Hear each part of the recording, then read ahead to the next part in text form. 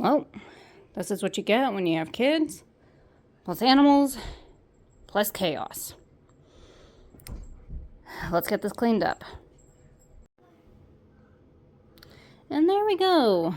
All cleaned and ready to set up.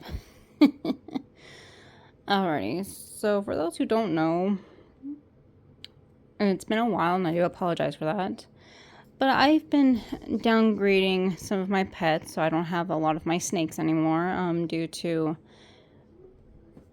certain reasons. However, this container here held this girl right here. And now, granted, this white shelf, not stable. Why? Because it's on carpet.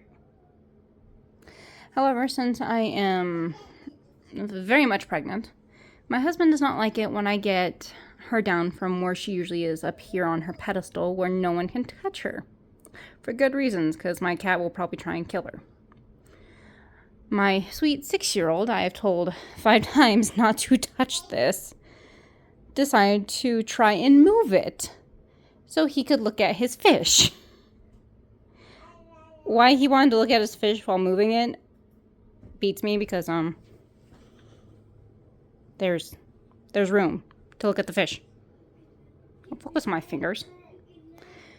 So that knocked off her original home, which I did need to rehome her anyway, so I guess this is just the last push I needed to do it. Because this can no longer be used. I mean, the door still swings open and closed, and yeah, I need to clean it.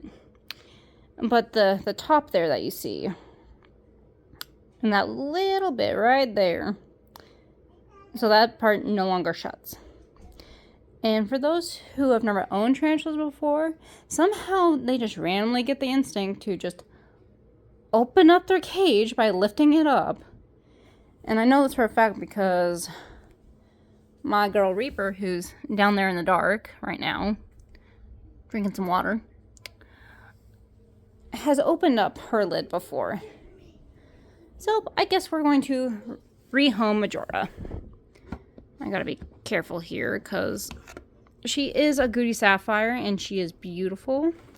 She's also quick because when the cage fell off of this top shelf here, because I was trying to feed her, guess that's not happening yet, it fell, scattered everywhere, and she took off right under there.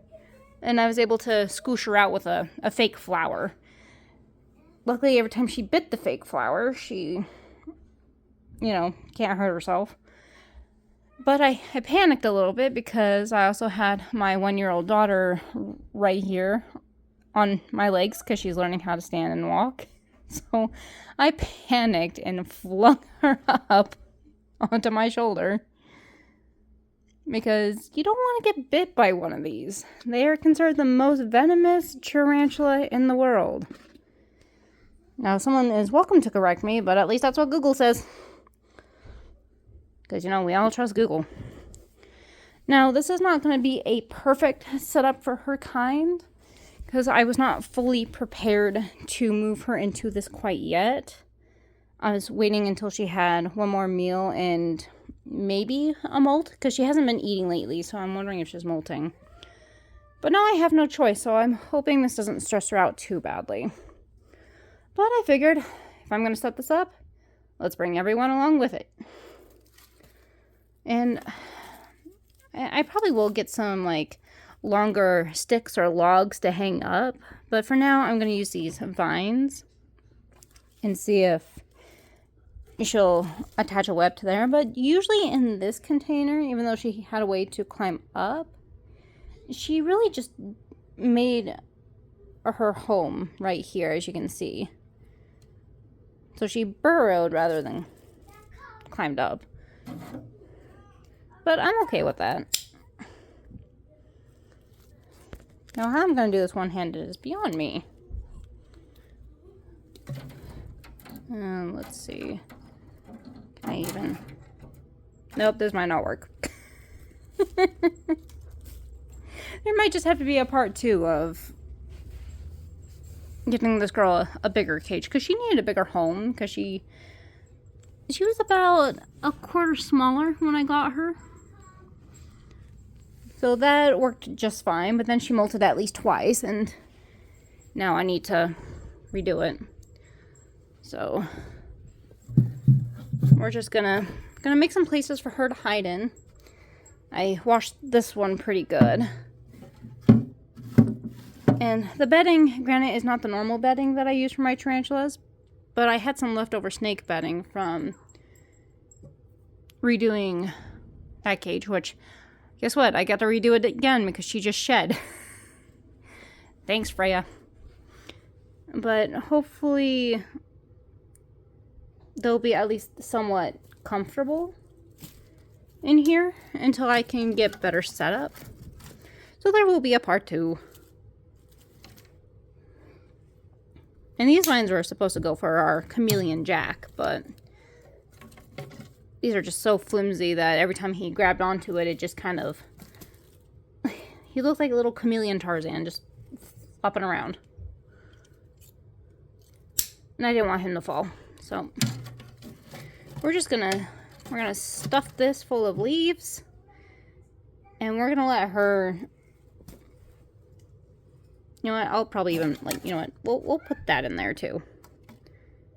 Just so she has something to web on. I actually have a couple more. Well, why are you in my face? Hello. You leave the tarantula alone. No, look at all this fluff. Yeah, you need a bath. Okay, Ida, Pip Pip. Let's go get some more. I'll get a purple flower. Oh, that one works. Oh, doesn't matter. I don't care if they work or not. They'll just work for good grounding, hopefully for web. That's what I'm hoping for anyways. Like I said, I'll have to get something better for her. Gotta get a water dish back there.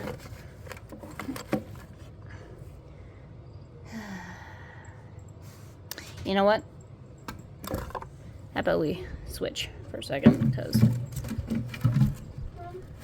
you know what, I don't care if this is slightly askew, because she's probably going to go in there anyways. A few moments later. Alright, sorry about that. Apparently my son was so concerned that his sister's sippy cup was empty of milk. They had to come tell me. But he also found a stick. But I was going to say is that I'm going to put this in the front here instead of the back, because if... I don't want to get bit by her. I love her. But I don't want to risk getting bit. That's not a hospital trip I'd like to go to if that is the case, because I've never been bitten by a tarantula. Nor do I want to. And I know I need to build more up, as I've already said. But that will have to wait until I can get some more, like, spider wood or driftwood, or whatever you guys call it. But we're going to use this flower to squish her out. And I may slightly panic if she decides to bolt. But let's go ahead and... I'm pretty sure there's more effective ways of doing this, but... I mean, she is a gorgeous tarantula.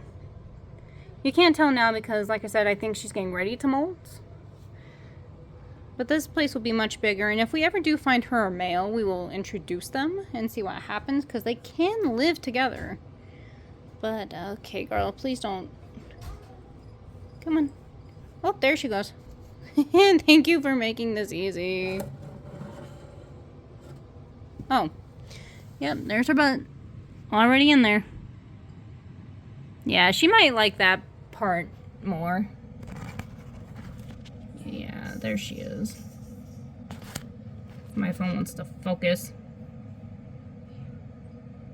I'll take a picture and show you with the light on.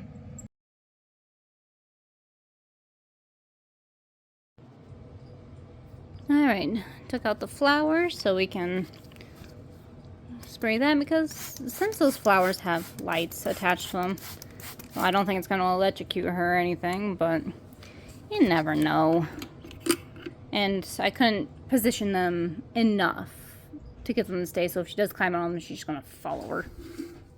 But we'll just... some water. And it's probably gonna seep out of there. But I'm okay with that because, like I said, these guys generally like it a little more moist. So she'll have plenty to drink. She can drink from either the the basin itself or from the substrate. But she's happy in there. I'm not going to bug her anymore because that has been very stressful, I'm sure, for the both of us. But thanks for joining me on that wonderful journey. And I'll give a second update once I start building more up, once I find more decent wood. Because I would use that, but it's too small. But I hope you have a good day. Bye!